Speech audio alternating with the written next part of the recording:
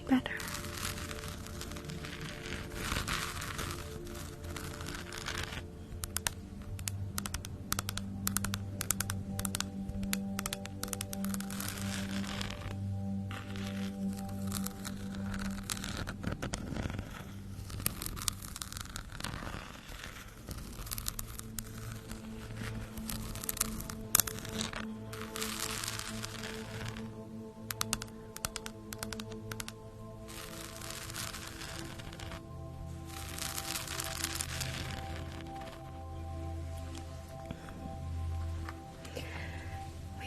Doing thunder at 100,000 likes.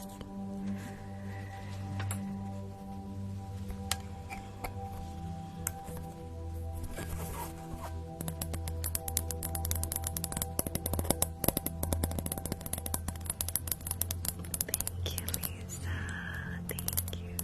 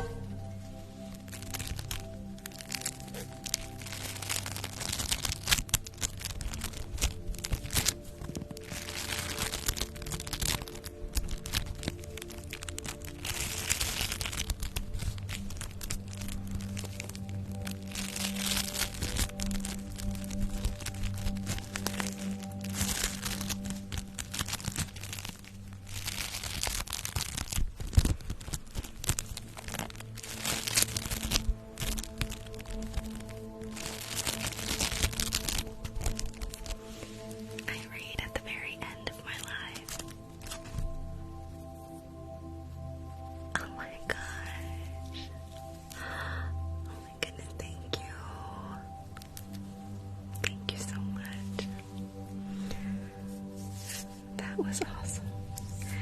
That reminds me of like Oregon, you know?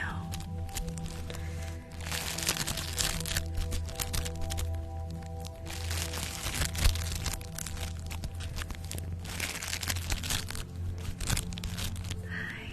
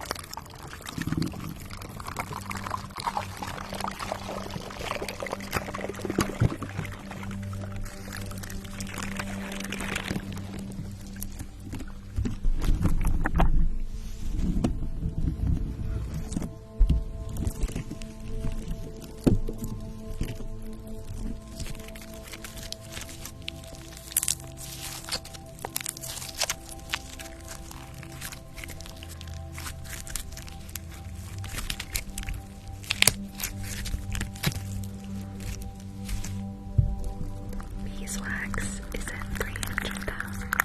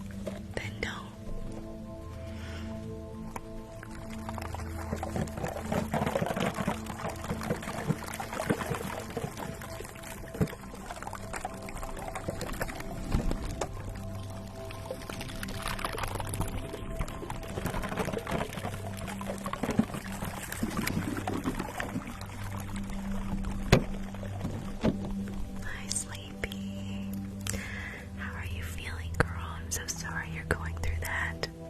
It's gonna be rough. I'm so sorry.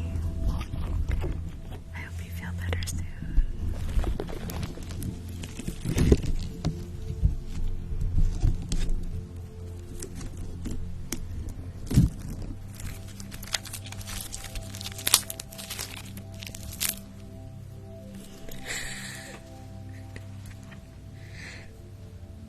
Who are you talking to? Thank you, love.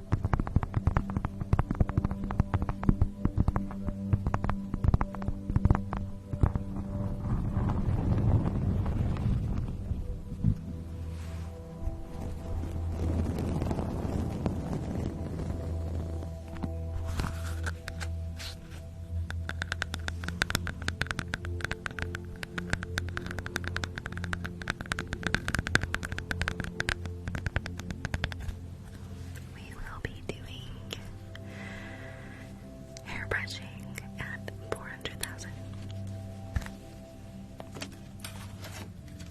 Airbrushing at 400,000.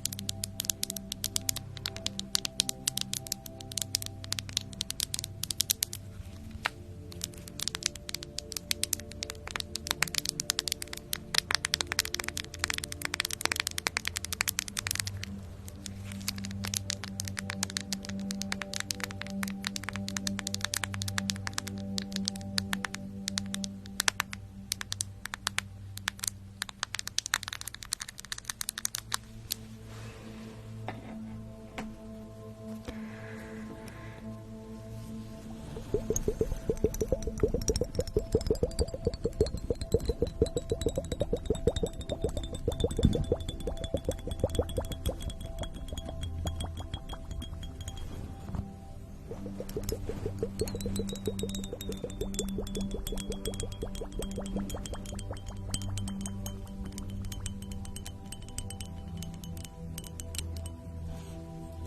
time for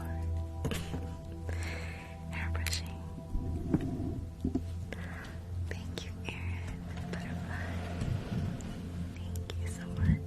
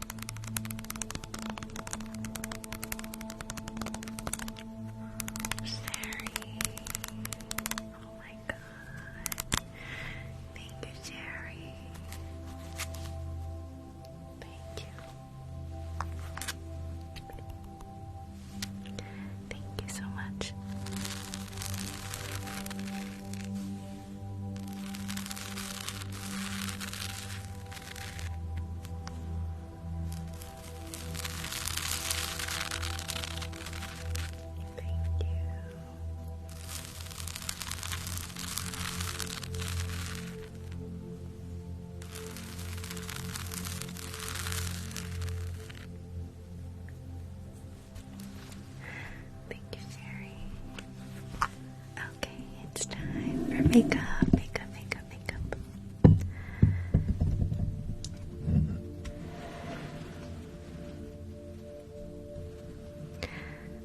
Let's fix Sully.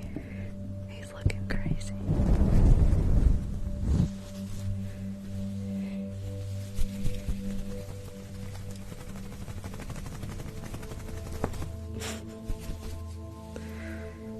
Let's get him all fluffed out.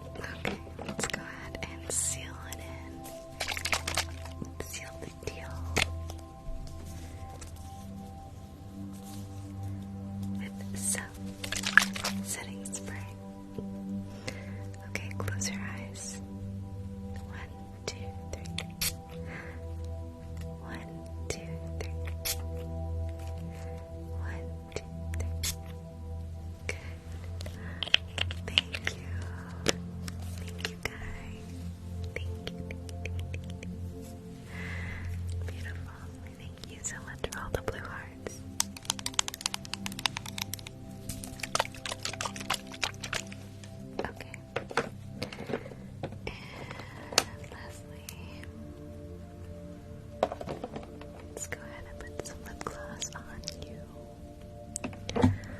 Let's see which one.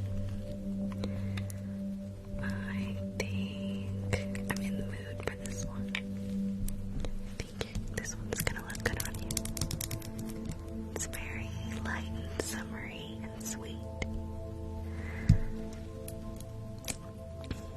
Okay, ready? Just relax your mouth.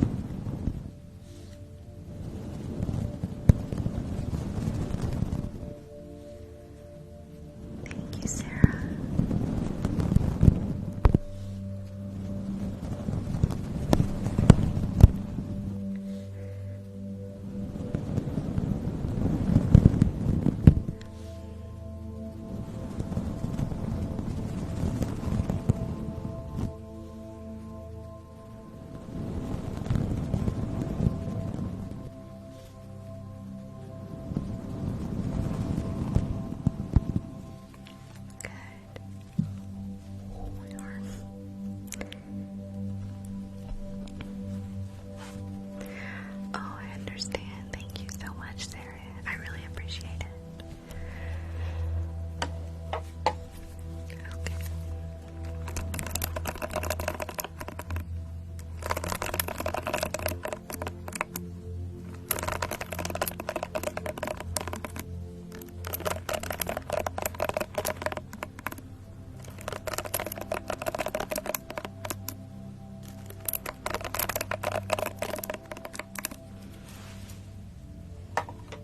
Mic scratching. I can do mic scratching.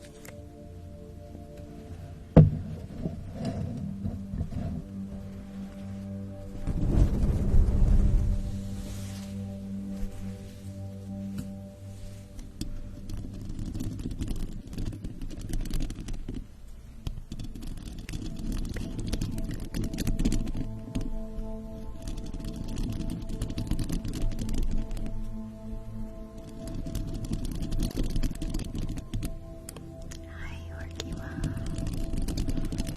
How are you? I love you too.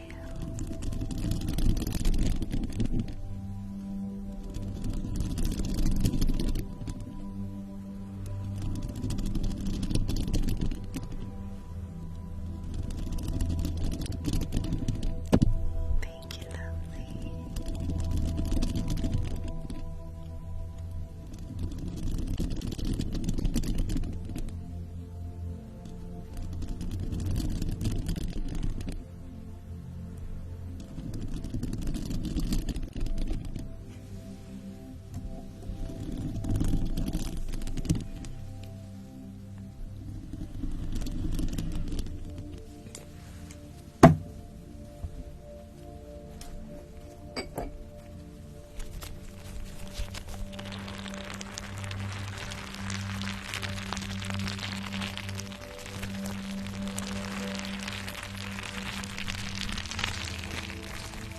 I hope you're feeling okay.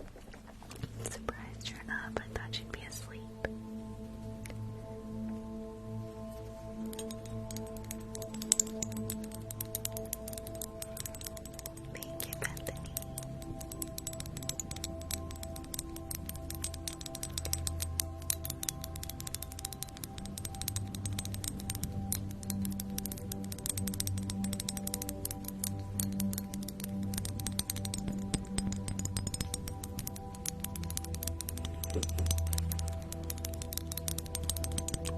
you. Oh yeah, Lily is absolutely gorgeous. I wish I had her face. She's got like a perfect fairy face. She has like a perfect nose. I hate my nose. Thank you for the paper crane. Thank you.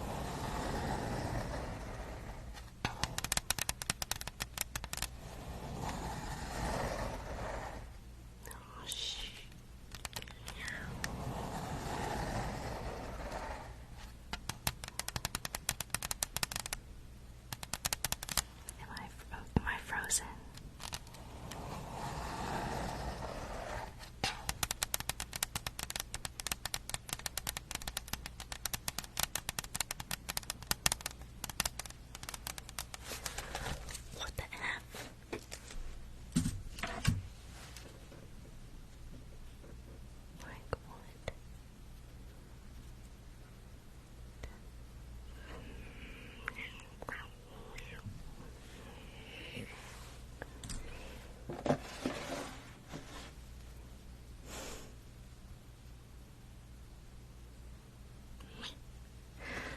let's go ahead and just start reading then. Okay. Since we lost our music. God, it's so annoying.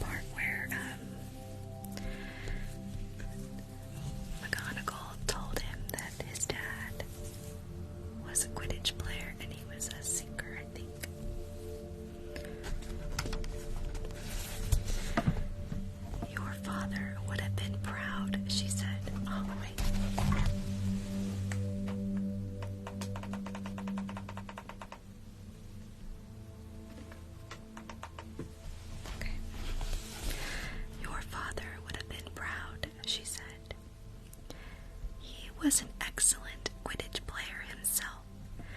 You're joking. It was dinner time.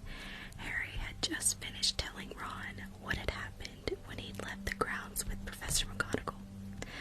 Ron had a piece of steak and kidney pie halfway to his mouth, but he'd forgotten all about it.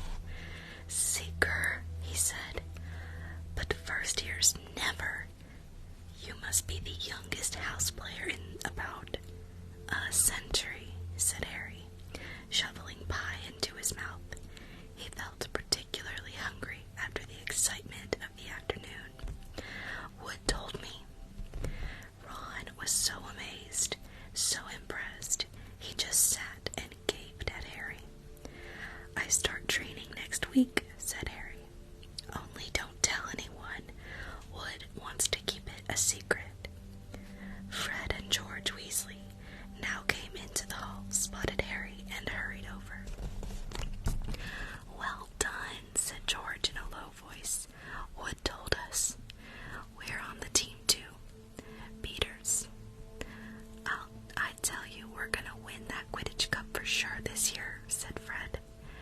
"We haven't won since Charlie left, but this year's team is going to be brilliant." "You must be good, Harry. Wood was almost skipping when he told us." "Anyway, we've gotta go. Lee Jordan reckons he's found a new secret passageway out of the school. Bet it's that one behind the statue of Gregory the Smarmy that we found in our first week. See ya." Fred and George had hardly disappeared when someone far less welcome turned up. Malfoy, flanked by Crabbe and Goyle. "Having a last meal, Potter? When are you getting the train back to the Muggles?" "You're a lot braver now that you're back on the ground and you've got your little friends with you," said Harry coolly. There was, of course, nothing at all little about Crabbe and Goyle. But as the high table was full of teachers, neither of them could do more than crack their knuckles and scowl. "I'd take you on any time on my own," said Malfoy. "Tonight, if you want, wizard's duel. Wands only. No contact." "What's the matter? Never heard of a wizard's duel before. I suppose." "Of course he has," said Ron, wheeling around. "I'm his second. Who's yours?" Malfoy looked at Crabbe and Goyle, sizing them up. "Crabbe," he said. "Midnight, all right. We'll meet you in the trophy room. That's always unlocked." When Malfoy had gone, Ron and Harry looked at each other. "What is a wizard's duel?" said Harry. "And what do you mean you're my second?" "Well, a second's there to take over if you die." And said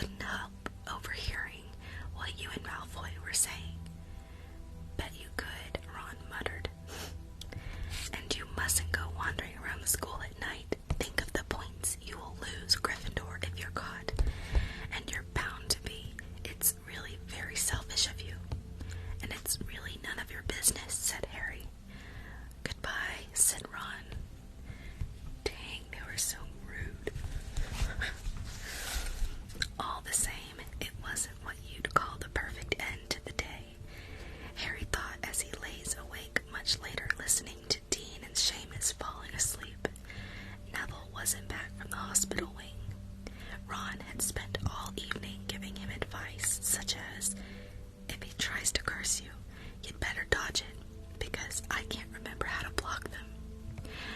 There was a very good chance that they were going to get caught by Filch or Mrs. Norris, and Harry felt he was pushing his luck, breaking another school rule today. On the other hand, Malfoy's sneering face kept looming up out of the darkness.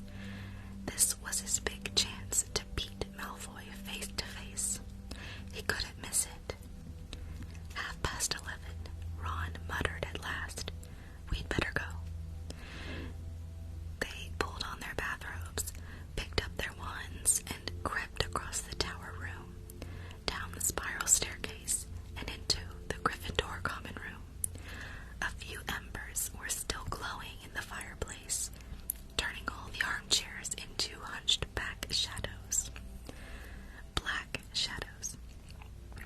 They had almost reached the portrait hole when a voice spoke from the chair nearest them. I can't believe you're going to do this, Harry. A lamp flickered on. It was Hermione Granger, wearing a pink bathrobe and a frown. You, said Ron furiously, go back to bed. I almost told your brother, Hermione snapped. Percy, he's a prefect. He'd put a stop to this. Harry couldn't believe anyone could be so interfering. Come on, he said to Ron. He pushed open the portrait of the fat lady and climbed through the hole. Hermione wasn't going to give up that easily. She followed Ron through the portrait hole, hissing at them like an angry goose. Don't you care about Gryffindor? Do you only care about yourselves? I don't want Slytherin to win the House Cup, and you'll lose all the points I got from Professor McGonagall for knowing about switching spells.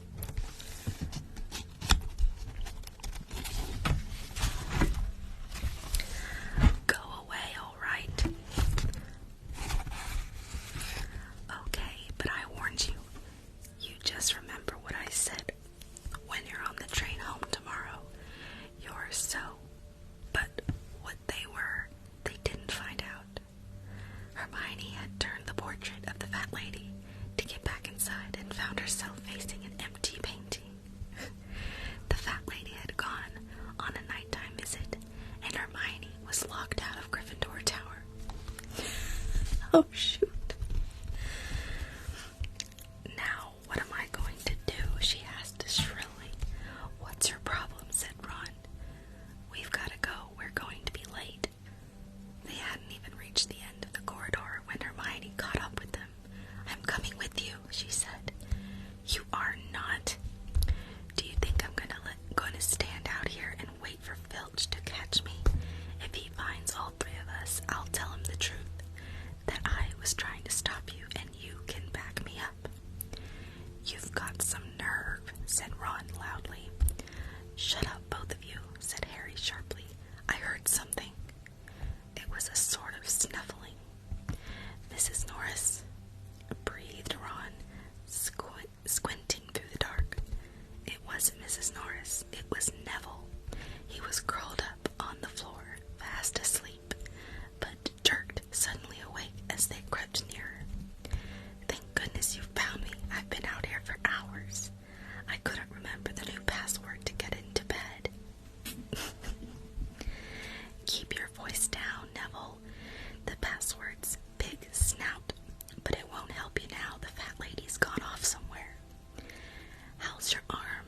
Said Harry. Fine, said Neville, showing them. Madame Pomfrey mended it in about a minute.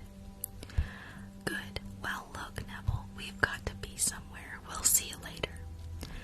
Don't leave me, said Neville, scrambling to his feet. I don't want to stay here alone. The bloody parent's been passed twice already. Ron looked at his watch and then glared furiously at Hermione and Neville. If either of you get us caught, I'll never rest until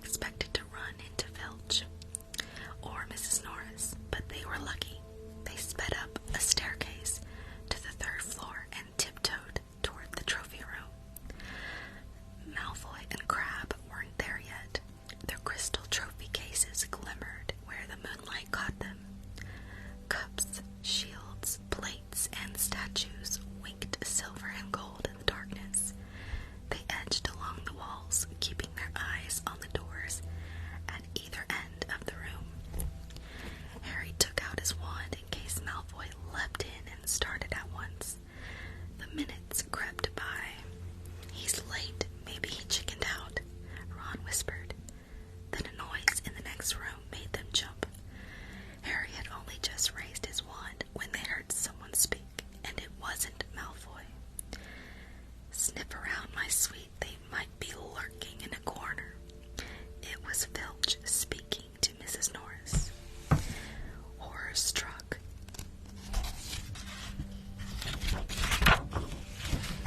Harry waved madly at the other three to follow him quickly as possible. They scurried silently toward the door, away from Filch's voice. Neville's robes had barely whipped around the corner when they heard Filch enter the trophy room. "They're in here somewhere," they heard him mutter. "Probably hiding." "This way," Harry mouthed to the others, and petrified, they began to creep down a long gallery full of suits of armor. They could hear Filch getting nearer.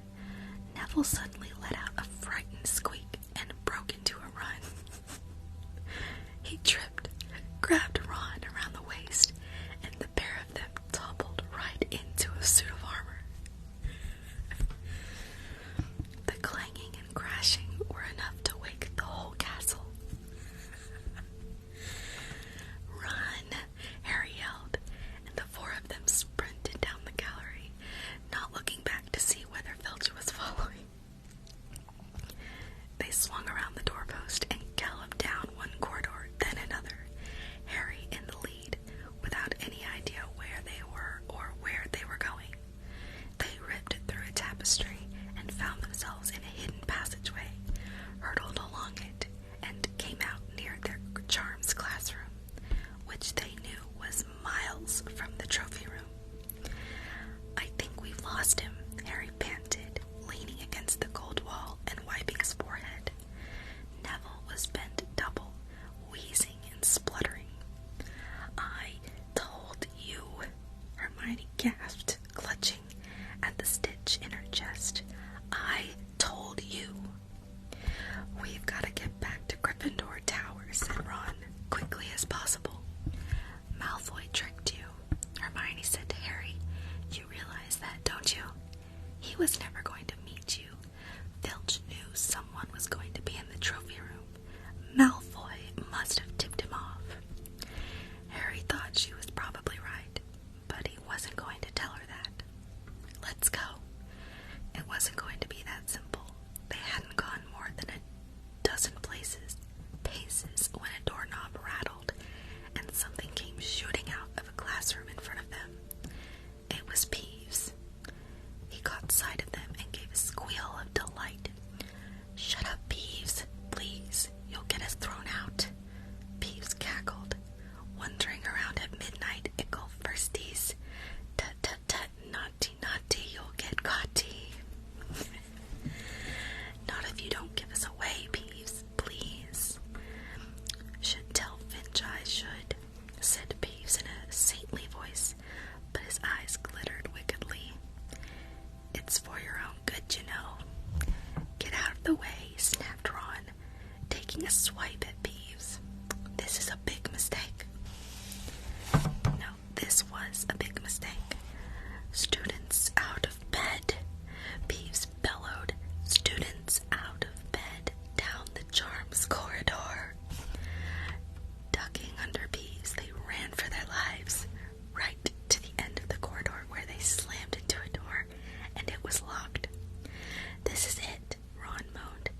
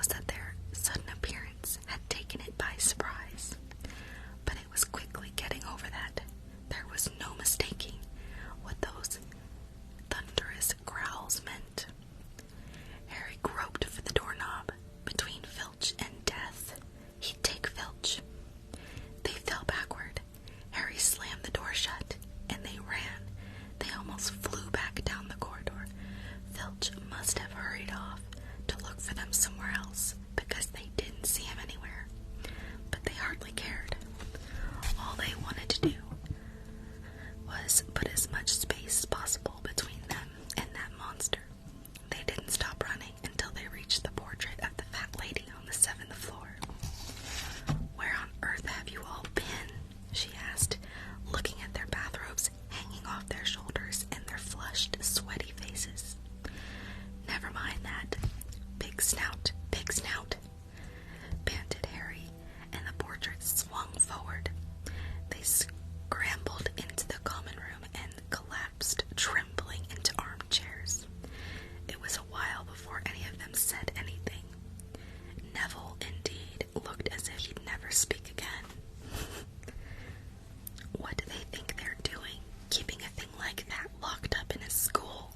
said Ron finally. "If any dog needs exercise, that one does." Hermione had got both her breath and her bad temper back again.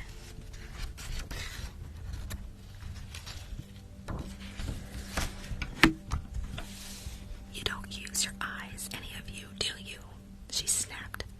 "Didn't you see what it was standing on?" "The floor," Harry suggested. "I wasn't looking at its feet. I was too busy with its heads." "No, not the floor. It was standing on a trap door. It's obviously guarding something." She stood up, glaring at them. I hope you're pleased with yourselves. We could all have been killed, or worse, expelled. Now, if you don't mind, I'm going to bed." Ron stared after her, his mouth open. "No, we don't mind," he said. "You'd think we dragged her along, wouldn't you?" But Hermione had given Harry something else to think about as he climbed back into bed. The dog was guarding something. What had Hagrid said? Gringotts was the safest place in the world. For something you wanted to hide, except perhaps Hogwarts. It looked as though Harry had found out where the grubby little package from Vault 713 was. Chapter 10. Halloween. Malfoy couldn't believe his eyes when he saw that Harry and Ron were still at Hogwarts the next day, looking tired but perfectly cheerful. Indeed, by the next morning, Harry and Ron thought that meeting the three-headed dog had been an excellent adventure, and they were quite keen to have another one. In the meantime, Harry filled Ron in about the package that seemed to have been moved from Gringotts to Hogwarts, and they spent a lot of time wondering what could possibly need such heavy protection. "It's either really valuable or really dangerous," said Ron. "Or both," said Harry. But as all they knew for sure about the mysterious object was that it was about 2 inches long, they didn't have much chance of guessing what it was without further clues. Neither Neville nor Hermione showed the slightest interest in what lay underneath the dog and the trapdoor. All Neville cared about was never going near the dog again. Hermione was now refusing to speak to Harry and Ron, but she was such a bossy know-it-all that they saw this as an added bonus. All they really wanted now was a way of getting back at Malfoy, and to their great delight, just such a thing arrived in the mail about a week later. As the owls flooded into the Great Hall as usual, everyone's attention was caught at once by a long, thin package carried by 6 large screech owls. Harry was just as interested as everyone else to see what was in the large parcel, and was amazed when the owls soared down and dropped it right in front of him, knocking his bacon to the floor. They had hardly fluttered out of the way when another owl dropped a letter on top of the parcel. Harry ripped open the letter first, which was lucky because it said, "Do not open the parcel at the table. It contains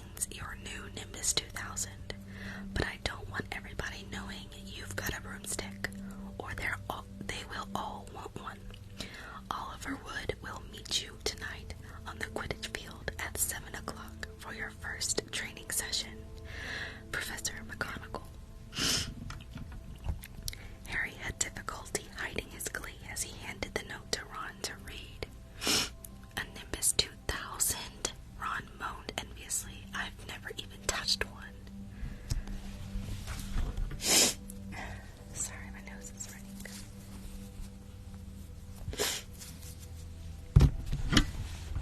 They left the hall quickly, wanting to unwrap the broomstick in private before their first class.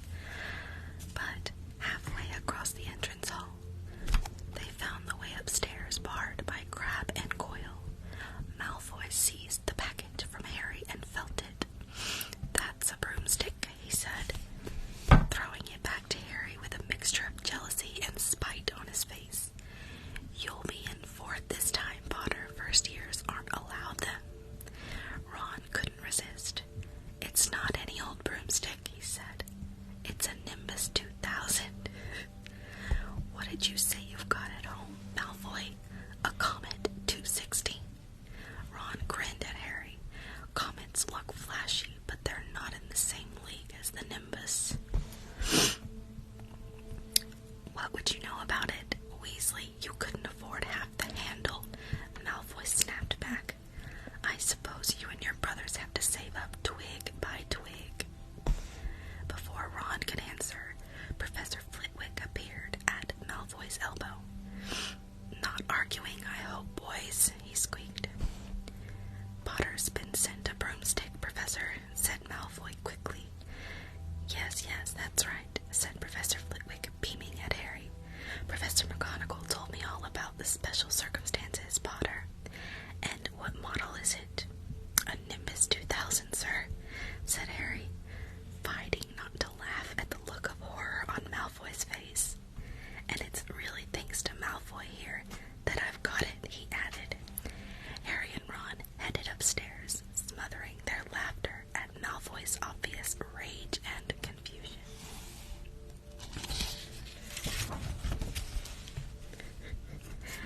"Well, it's true," Harry chortled as they reached the top of the marble staircase. "If he hadn't stolen Neville's Remembrall, I wouldn't be on the team. So, I suppose you think that's a reward for breaking rules?" Came an angry voice. My nose is starting to run. What?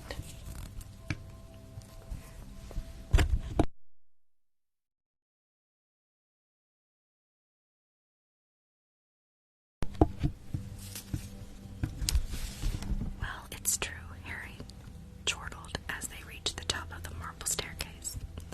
"If he hadn't stolen Neville's Remembrall, I wouldn't be on the team.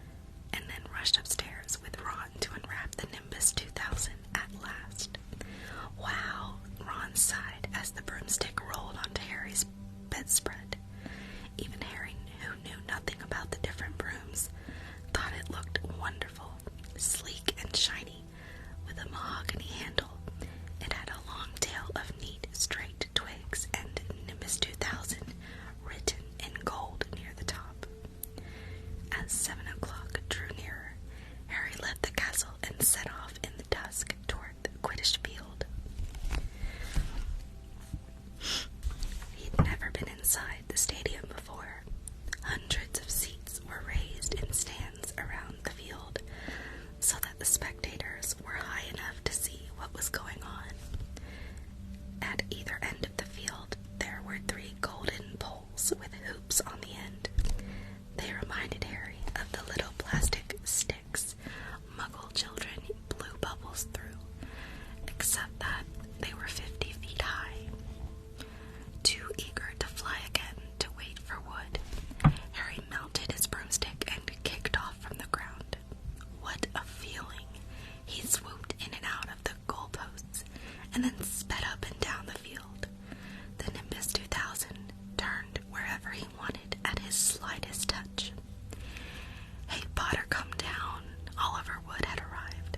He was carrying a large wooden crate under his arm. Harry landed next to him. "Very nice," said Wood, his eyes glinting. "I see what McGonagall meant. You really are a natural. I'm just gonna teach you the rules this evening. Then you'll be joining team practice 3 times a week." He opened the crate.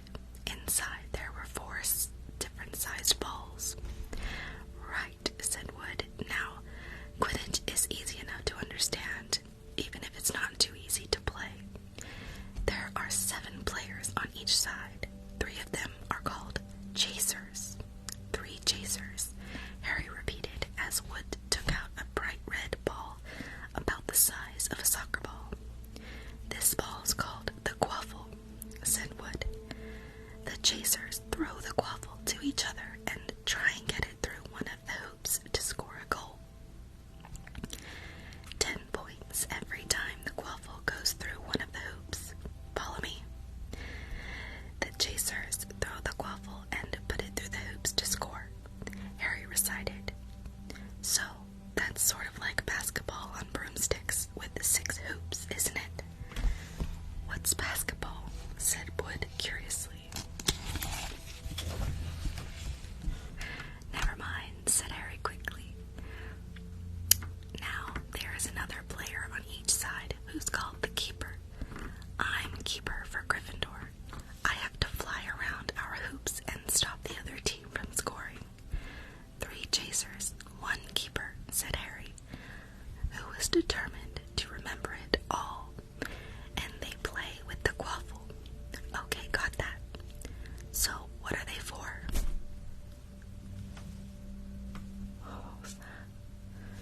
He pointed at the 3 balls left inside the box. "I'll show you now," said Wood. "Take this."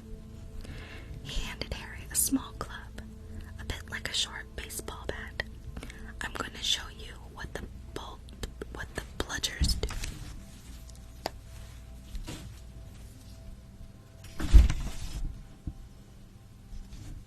Sorry. He handed Harry a small club, a bit like a short baseball bat. "I'm going to show you what the bludgers do." Wood said, "These 2 are the bludgers." He showed Harry 2 identical balls, jet black and slightly smaller than the red quaffle. Harry noticed that they seemed to be straining to escape the straps holding them inside the box. "Stand back," Wood warned Harry.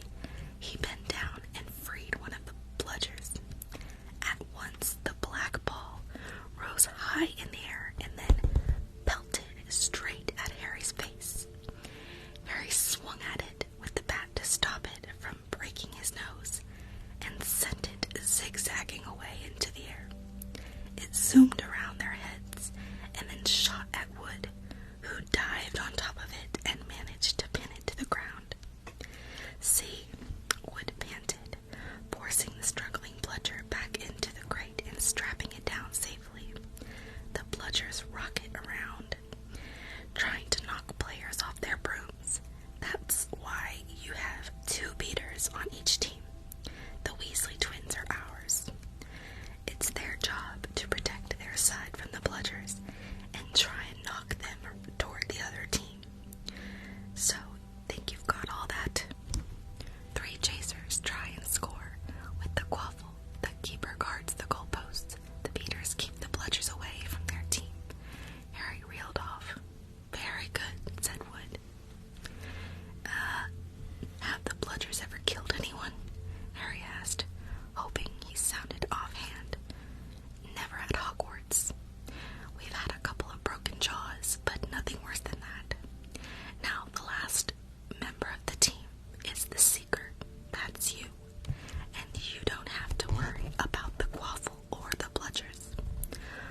unless they crack my head open. Don't worry, the Weasleys are more than a match for the Bludgers. I mean, they're like a pair of human bludgers themselves. Wood reached into the crate and took out the fourth and last ball. Compared with the Quaffle and the Bludgers, it was tiny, about the size of a large walnut. It was bright gold, and it had little fluttering silver wings. This, said Wood, is the golden snitch, and it's the most important ball of the lot. It's very hard to catch because it's so fast and difficult to see. It's the seeker's job to catch it. You've got to weave in and out of the chasers, beaters, bludgers, and Quaffle to get it before the other team's seeker. Because whichever seeker catches the snitch wins his team an extra 150 points, so they nearly always win. That's why seekers get fouled so much. A game of Quidditch only ends when the snitch is caught, so it can go on for ages. I think the record is 3 months. They had to keep bringing on substitutes so the players could get some sleep.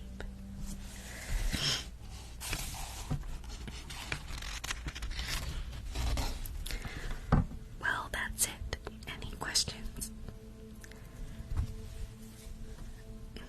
Harry shook his head. He understood what he had to do, all right. It was doing it that was going to be the problem.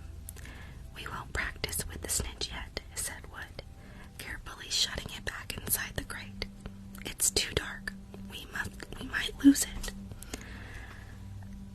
Let's try you out with a few of these. He pulled a bag of ordinary golf balls out of his pocket, and a few minutes later, he and Harry were up in the air, Wood throwing the golf balls as hard as he could in every direction for Harry to catch. Harry didn't miss a single one, and Wood was delighted. After half an hour, night had nearly fallen, and they couldn't carry on. That Quidditch couple have our name on it this year, said Wood happily as they trudged back up to the castle. I wouldn't be surprised if you turn out better than Charlie Weasley, and he could have played for England if he hadn't gone off chasing dragons. Okay, let's stop there.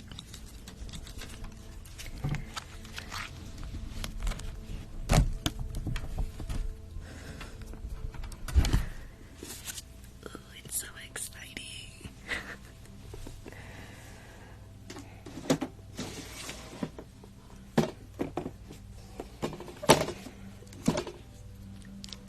Oh, we hit 1 million. Oh my god. Wow. Thanks, guys.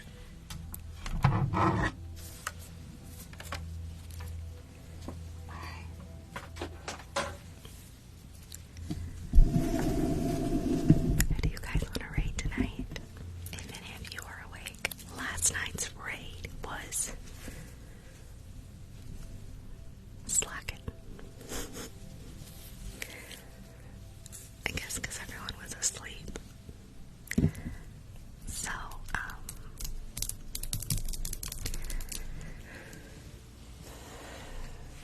let's try and make it a better one tonight, if we can.